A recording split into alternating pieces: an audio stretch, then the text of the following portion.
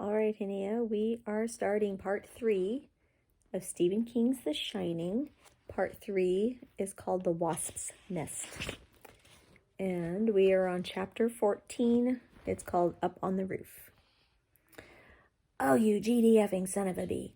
Jack Torrance cried these words out in both surprise and agony as he slapped his right hand along his blue chambray work shirt, dislodging the big, slow-moving wasp that had stung him. Then he was scrambling up the roof as fast as he could, looking back over his shoulder to see if the wasp's brothers and sisters were rising from the nest he had uncovered to do battle. If they were, it could be bad. The nest was between him and his ladder, and the trapdoor leading down into the attic was locked from the inside. The drop was 70 feet from the roof to the cement patio between the hotel and the lawn. The clear air above the nest was still and undisturbed. Jack whistled disgustedly between his teeth, sat straddling the peak of the roof, and examined his right index finger. It was swelling already, and he supposed he would have to try and creep past that nest to his ladder so he could go away and put some ice on it. It was October 20. Wendy and Danny had gone down to Sidewinder in the hotel truck, an elderly rattling Dodge, that was still more trustworthy than the VW, which was now wheezing gravelly and seemed terminal, to get 3 gallons of milk and to do some Christmas shopping. It was early to shop, but there was no telling when the snow would come to stay. There had already been flurries, and in some places the road down from the overlook was slick with patch ice. So far the fall had been almost preternaturally beautiful.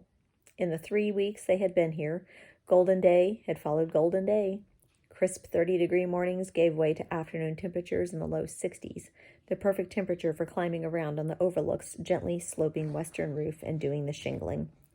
Jack had admitted freely to Wendy that he could have finished the job 4 days ago, but he felt no real urge to hurry. The view from up here was spectacular, even putting the vista from the presidential suite in the shade. More important, the work itself was soothing. On the roof, he felt himself healing from the troubled wounds of the last 3 years. On the roof, he felt at peace. Those 3 years had begun to seem like a turbulent nightmare. The shingles had been badly rotted, some of them blown entirely away by last winter's storms. He had ripped them all up, yelling, "Bombs away!" as he dropped them over the side, not wanting Danny to get hit in case he had wandered over.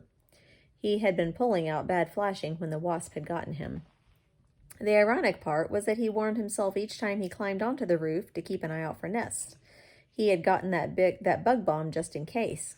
But this morning, the stillness and peace had been so complete that his watchfulness had lapsed.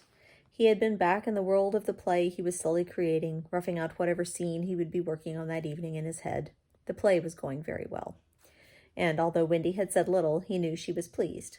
He had been roadblocked on the crucial scene between Denker, the sadistic headmaster, and Gary Benson, his young hero, during the last unhappy 6 months at Stovington, months when the craving for a drink had been so bad that he could barely concentrate on his in-class lectures, let alone his extracurricular literary ambitions. But in the last 12 months, in the evening, as he actually sat down in front of the office model Underwood he had borrowed from the main office downstairs, the roadblock had disappeared under his fingers as magically as cotton candy dissolves on the lips.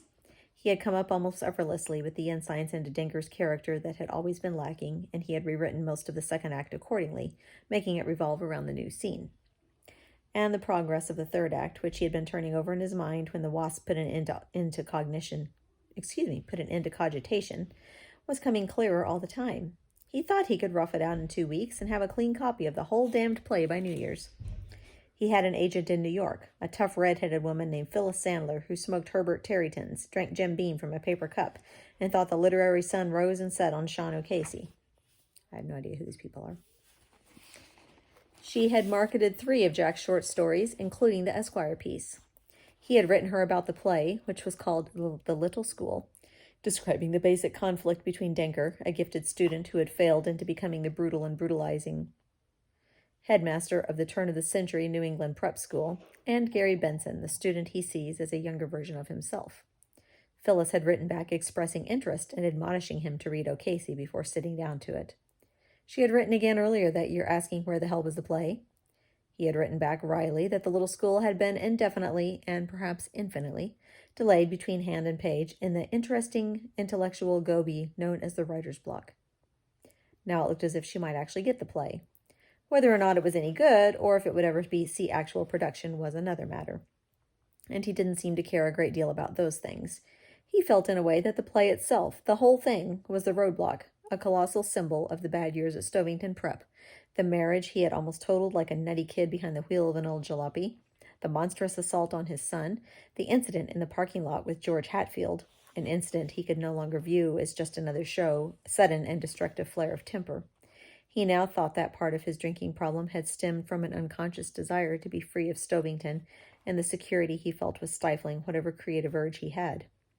He had stopped drinking, but the need to be free had been just as great, hence George Hatfield. Now all that remained of those days was the play on the desk in his and Wendy's bedroom, and when it was done and sent off to Phyllis's hole-in-the-wall New York agency, he could turn to other things. Not a novel. He was not ready to stumble into the swamp of another 3-year undertaking, but surely more short stories, perhaps a book of them.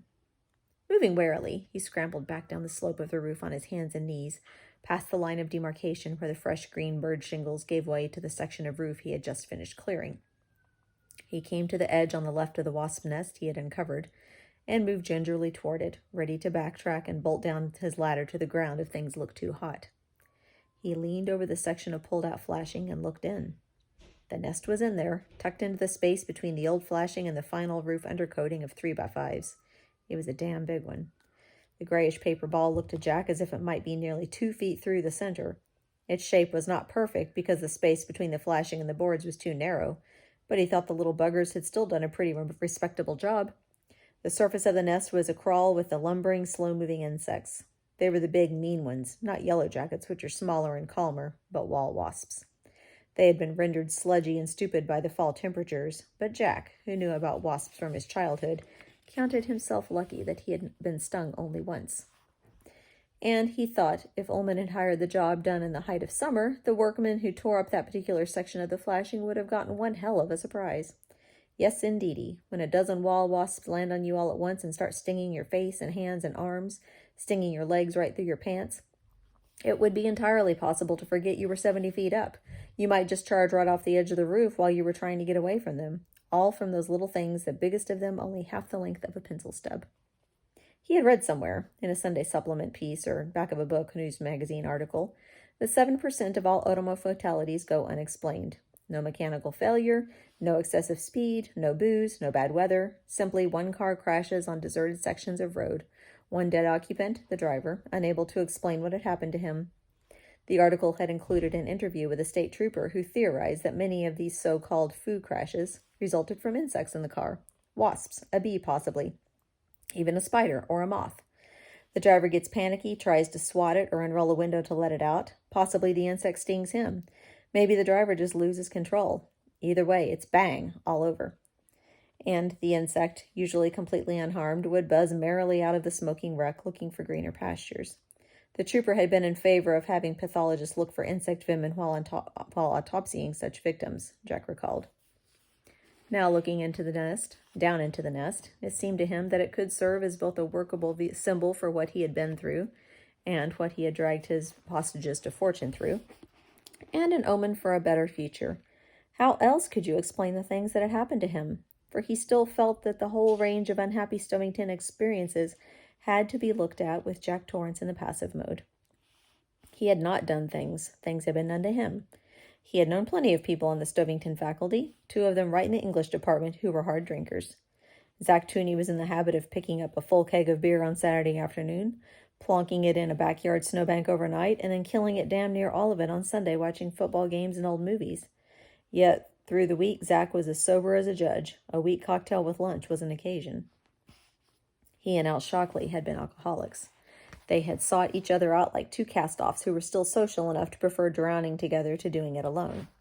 The sea had been whole grain instead of salt, that was all. Looking down at the wasps as they slowly went about their instinctual business before winter closed down to kill all but their hibernating queen, he would go further. He was still an alcoholic, always would be, perhaps had been since sophomore class night in high school when he had taken his first drink. It had nothing to do with willpower or the morality of drinking, or the weakness or strength of his own character. There was a broken switch somewhere inside, or a circuit breaker. that didn't work, and he had been propelled down the chute willy-nilly, slowly at first, then accelerating as Stovington applied his pressures on him. A big grease slide, and the bottom had been a shattered, ownerless bicycle and a son with a broken arm. Jack Torrance in the passive mode, and his temper, same thing. All his life he had been trying unsuccessfully to control it. He could remember himself at 7, spanked by a neighbor lady for playing with matches. He had gone out and hurled a rock at a passing car. His father had seen that, and he had descended on little Jackie, roaring. He had reddened Jack's behind, and then blacked his eye. And when his father had gone into the house, muttering to see what was on television, Jack had come upon a stray dog and had kicked it into the gutter. There had been 24 fights in grammar school, even more of them in high school, warranting 2 suspensions and uncounted detentions in spite of his good grades. Football had provided a partial safety valve, though he remembered perfectly well that he had spent almost every minute of every game in a state of high piss-off, taking every opposing block and tackle personally. He had been a fine player, making all-conference in his junior and senior years, and he knew perfectly well that he had his own bad temper to thank, or to blame. He had not enjoyed football. Every game was a grudge match. And yet, through it all, he hadn't felt like a son of a bitch. He hadn't felt mean. He had always regarded himself as Jack Torrance, a really nice guy who was just going to have to learn to cope with his temper someday before it got him in trouble.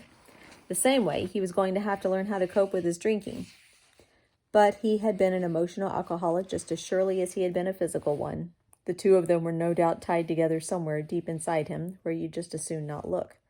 But it didn't much matter to him if the root causes were interrelated or separate, sociological or psychological or physiological. He had had to deal with the results, the spankings, the beatings from his old man, the suspensions, trying to explain the school clothes torn in playground brawls and later the hangovers, the slowly dissolving glue of his marriage, the single bicycle wheel with its bent spokes pointing into the sky, Danny's broken arm, and George Hatfield, of course.